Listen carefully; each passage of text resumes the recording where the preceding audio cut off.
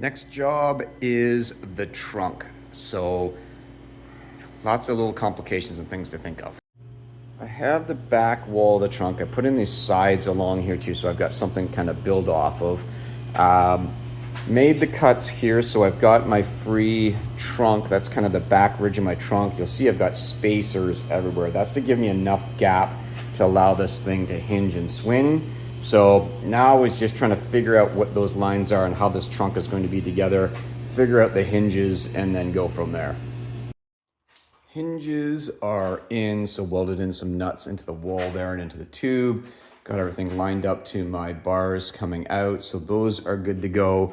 Got in these end plates in here on the body lines because I need to shim up now these to start building the body lines from the trunk lid coming down before I kind of detach everything and let it swing, so that's next. Okie dokie.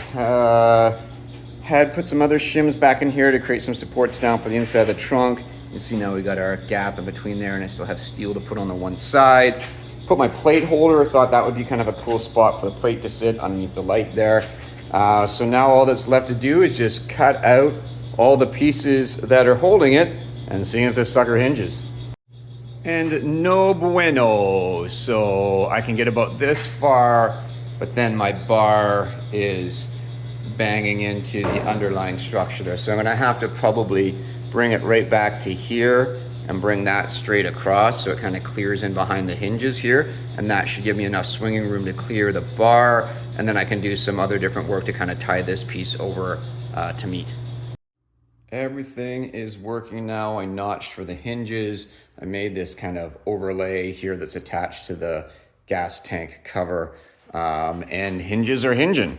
So we've got, you know, full movement on here. I'll probably notch these out a little bit more. They are hitting a little bit, but I'm gonna wait till I've got the trunk skin on there to be able to do that so it's all sturdy. But I don't really want to put the trunk skin on because, well, it's easier to get in and see what's going on in here for doing latches and everything. So I did remove the license plate from the trunk. When I pulled it up here, it was overhanging so much you couldn't even really get into the trunk. So I ended up putting that across here and built my bottom bar for the bottom outline of the trunk. So that's got the trunk ready to rock and roll and just ready for the latch.